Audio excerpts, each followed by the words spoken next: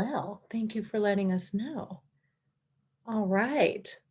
I'm going to start our little live here. Perfect. Okay. Hello, everyone, and welcome to Wake the Fuck Up Wednesday. It is so gorgeous here today. I don't know where you all are at. Tell me where you're at. Where are you coming in from? Are you coming in from Alaska? Are you coming in from California, New York, Australia? Some of y'all's are staying up late. Europe, let me know. Oh yeah, we have a South Africa dam right on. I think it's like exactly 12 hours different there. Yeah. Awesome. Santa Barbara, Hawaii, aloha. Yeah, well, welcome everyone. So today we are going to jam on how to make a scene like a naughty Buddha. I feel like when I think Buddhism was increasing in popularity, Thich Nhat Hanh was one of the teachers that really got people, to be curious because he's such a gentle teacher and, teaches a lot about compassion. And he's so poetic and lovely in the way that he speaks. But some people were frustrated because they were interpreting things like, oh, so this means that as Buddhists, and because everything's empty, and because all of this is created by our mind, then we don't need to take action, right? We don't need to get upset about injustices because in the end it's karma and all of this. And there then became a movement, right, about activism within Buddhism, because I don't know how many of you have heard of the analogy, like when someone is enlightened, they have one foot in ultimate reality and one foot in relative reality, which is like what we all live in, like in this world where shit hurts, things upset us. There are challenging situations, all of that, right? So when we think about, okay, how can I show up and meet this situation um, with its energetic equal, right? And stay in integrity, like not generate hate to deal with it, not betray my values because of it, right? Because so many people feel like to make change in the world, to address a sexist comment, to call in someone about a racist comment they make, like we need to respond with hate because anger feels empowering, right? It feels so much more energetic than sadness and powerlessness, right? But we don't need that. So yeah, it's sort of like it does work. Anger and this kind of aggression does give us that level of energy, right? But it doesn't. Oh, everybody's telling me here that in the Insta it's not going. Hold on. But it's like out of integrity, right? It's out of integrity with how we want to show up. So we need to balance, our desire for social change with, our understanding of how things are and with karma and emptiness and the power of our thoughts to create things with what motivates us to take action, right? And not having it just be driven from anger or hate or fear. So the example I give in the pod that's going to drop tomorrow is I was at a dinner. You may have heard me tell the story before.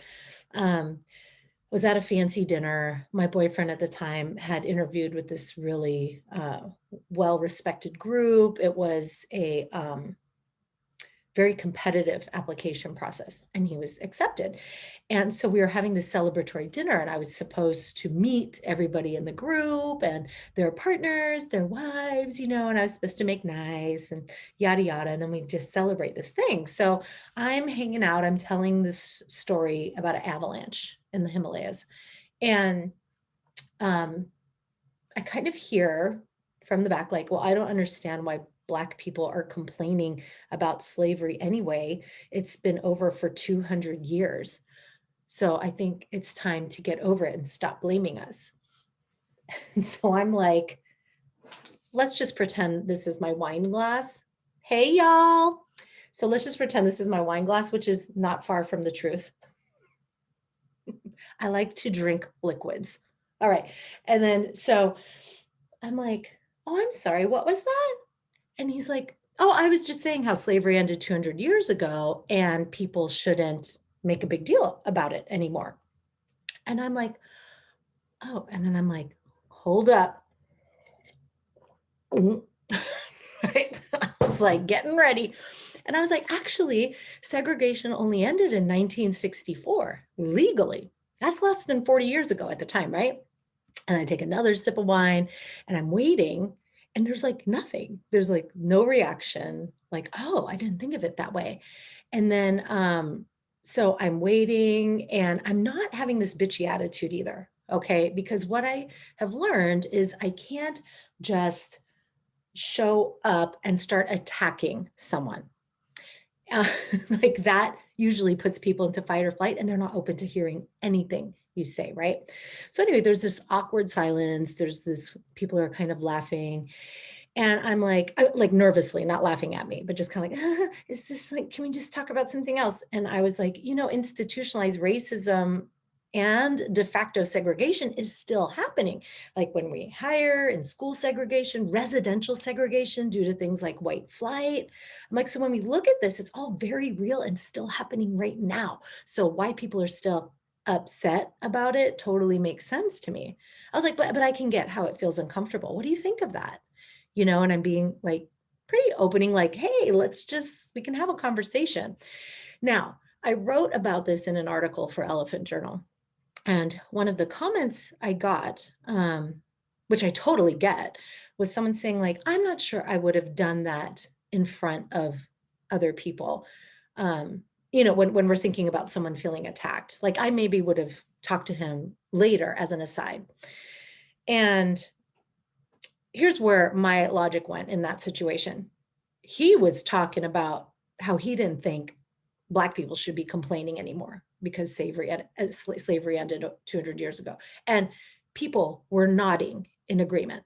So me pulling him aside, like, isn't impacting everyone that was involved. I was like, oh, he's not the only one that needs to hear this, right? So and you do have to be in a skillful place to kind of read, is this of benefit? This is what I always ask, right? If I'm going to make a scene, what is my intention? What is my motivation? Is it ego driven? Like, I don't want to look like the badass here or whatever. But like, what is the intention? And we're still going to fuck up even if we have good intentions, right? But that's a good place to check it. So my intention was like, I would like to educate and put some facts out there, right? And I want to do it in a way that they see I'm nice, I'm giving them the benefit of the doubt, like, oh, maybe you're not aware of these facts. I wasn't like, hey man, what the fuck? You're the one with all the privilege. No wonder you think that shit, right? It was like, what is my intention and how am I going to approach this? And so anyway, I'm going to come back around to that. So he says, he goes, well, thank you for letting me know. And I didn't think about that part. It's always nice to learn something new. I'm sorry if that offended you. Now, he's the owner of the company. And, then I'm just kind of looking, I'm like, well, that's really patronizing and so polite and so lacking in curiosity about how to grow and how to learn in this situation, right? But I did my part. And I'm like, yeah, it can be hard to remember that it's the land of the free for just a few, especially when you're one of those, right? But maybe it'll be easier to remember now. And I know you're a good guy and we'll do the right thing. So I'll leave it at that. Now, I don't know if that actually changed his mind. I don't know. But my hope is that, I planted some seeds, whether they get watered or not. I have no idea. Right. But I want to speak up, speak out, make a scene, and stay in integrity and not have it driven by anger or hate. Right. And from that place, we can more access our wise mind and apply it to a situation that can be very challenging and uncomfortable, right?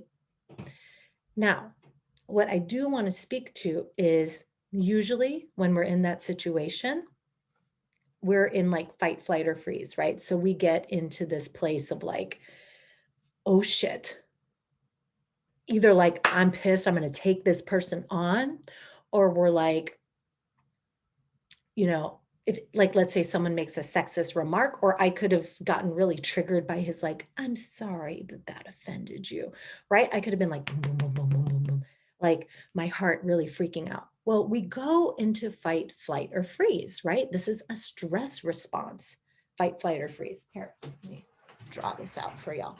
So we have, can you see that? Not sure, but anyway, so we have like fight, flight, freeze.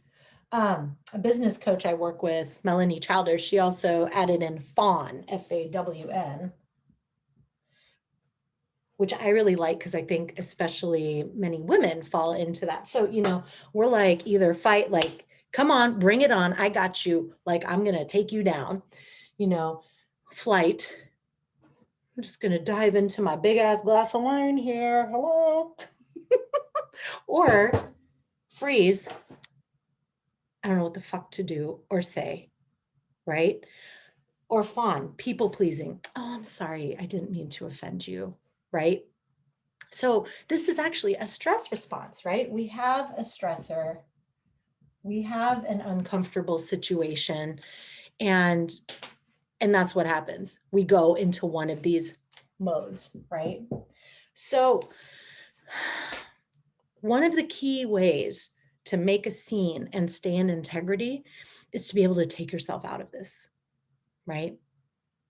Taking yourself out of what I see most women do is the freeze. They shut down. Like they get an internet troll, or they have someone make a sexist comment, or someone makes a racist comment to them, to a BIPOC woman, right? And then it's just like, oh, fuck.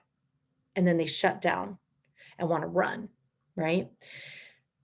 What we can learn is how to stay present and how to get out of this. So you've heard me talk many times about how self-compassion practice takes us out of that. You can go find one of the past Wake the Fuck Up Wednesdays about that. I've got a recent podcast about self-compassion too, but self-compassion practice actually takes us out of this and we go, okay, this is hard right now. I'm suffering right now. This is a bit challenging, right? When we are nurturing ourselves and we're acknowledging that we're suffering and stress, like then it's like someone noticed. Okay. And then self-compassion practice includes soothing touch, kind words. Like, you can hold your hand in your lap. You could put your hand on your heart and deep breath. Like, it's okay. You got this. This is stressful, but you got this, right? We can talk to ourselves like that instead of what the fuck am I going to do? Oh my gosh, oh my gosh, oh my gosh. Then we can flip the table so that the attention is off of us in the moment, right? So in my example that I gave, I was not here. I went there, right? Our spiritual practice and mind training doesn't mean we never experience stress or like always have a perfect response. We go there and we can notice it and come out of it more effectively the more we practice. That's what's brilliant about it. Remember the example I give with the Dalai Lama. Like people will say like, well, so you don't feel anger anymore because you've been practicing feelings? Like, of course I feel anger. Yes, I feel anger, but I recognize it. It arises and it goes, right? We have a more effective approach to these situations. We can access our wise mind more of the time, right? Not 100% of the time, more of the time. So many people, like, you know, I obviously have friends that aren't my clients, right? But they will like read an article or something. And I'm just like hanging out with my friends, like, you know, shooting the shit. And I'll be like, fucking my husband, yada, yada, yada. And then they'll be like, well, you know, you wrote that article. And I'm like, bitch, I know I wrote the article. Let me be human for a minute. Right? It's like this is like who I am. Like, and this is human. It's a human experience to have these emotions arise and then to be able to notice them and let it go. So I just want you to know, as you do this work, as you do the practice, as you train your mind, it doesn't mean you're not going to fall into patterns of complaining or of being triggered or of all this stuff.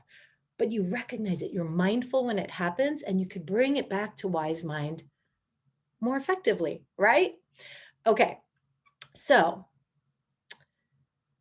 I do believe that humans are doing they're doing what they think is right in the moment with the resources they have. And that includes their ability to empathize, to seek truth, a willingness to be wrong and not feel threatened by being wrong, a curiosity about how their actions impact others. Those are skills and tools that many people don't have to draw on. And if you don't have those tools, your response is going to be very different, right? So, turning the tables. So one of the things is we can respond with a question. So if someone says something to us that's very triggering, right? Something racist, if you're a BIPOC, something sexist, something, you know, or a very inappropriate comment, like this person at the dinner I was telling you about who makes this racist comment. And then I'm like, well, hold on.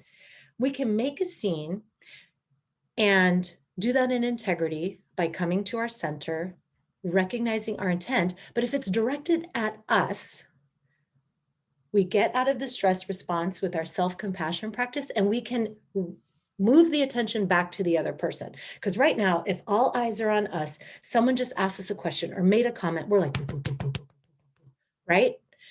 We cannot access our wise mind from that. We are here.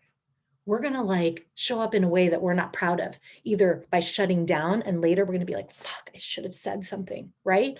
Or we're going to come at it with anger or hate or fear, and that's not where we want to be either, right?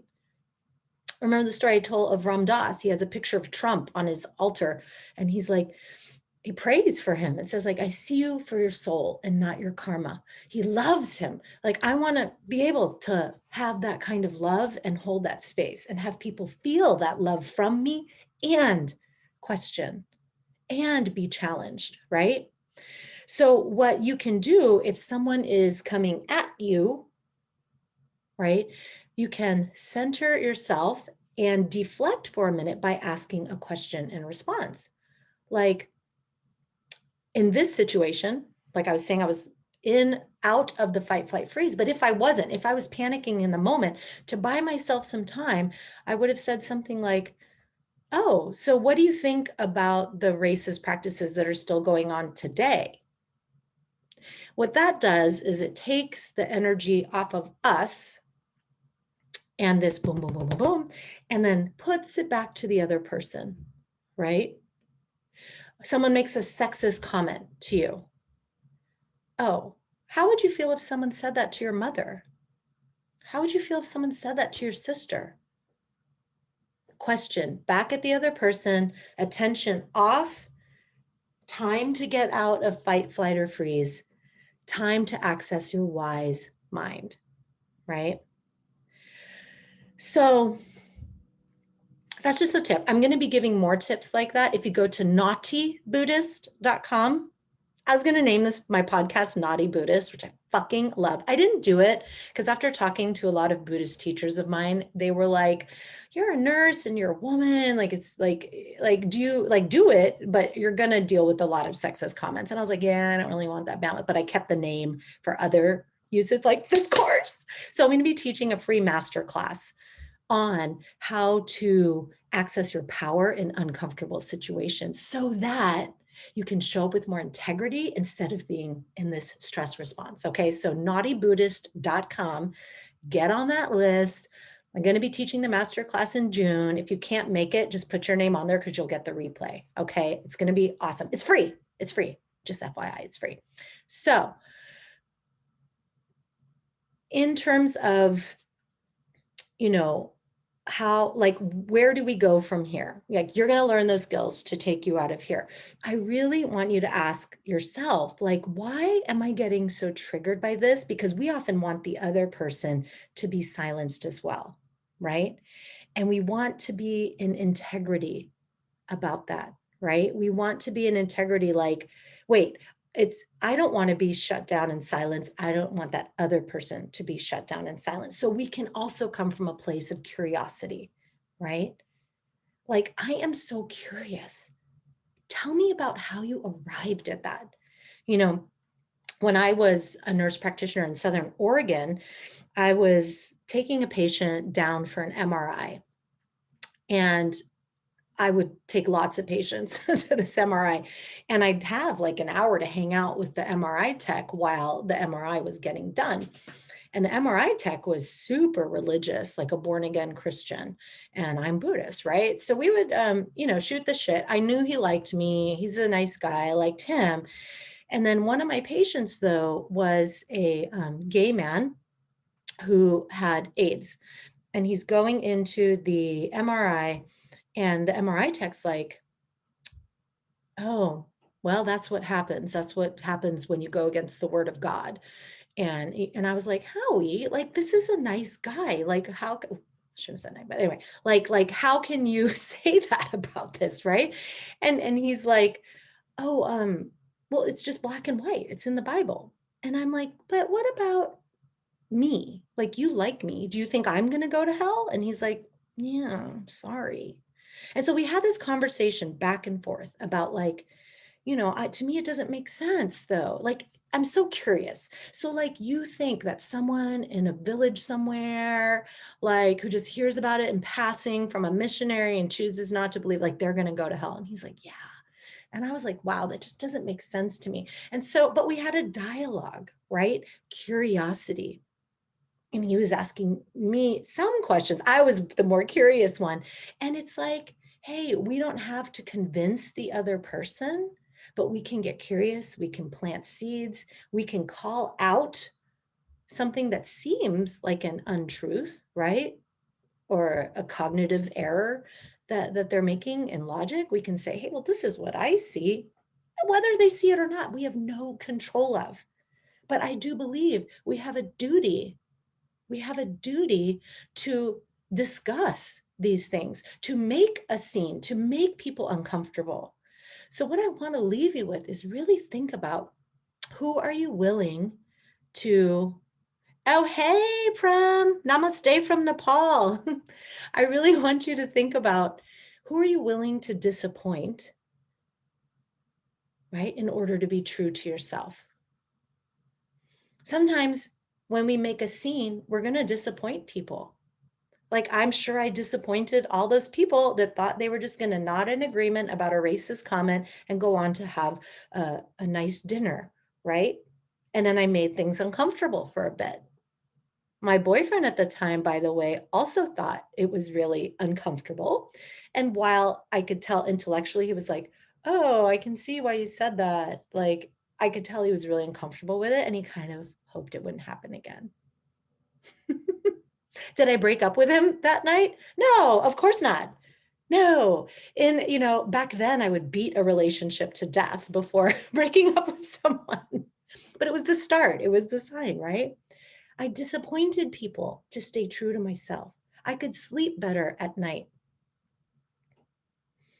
So I think if people believe that, if you're Buddhist, or if have these understandings of karma and of emptiness and of ultimate reality, that it doesn't, that you don't have to be concerned with people who are underserved or who are oppressed, because it's karma or something. And that to me is absolutely missing the point.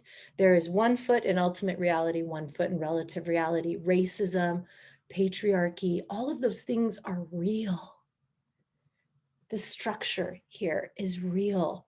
There's structures that can change, institutions that can change, right? To make people's life in this relative reality have less suffering. So we have a duty to act from compassion, compassionate action, right? To say something.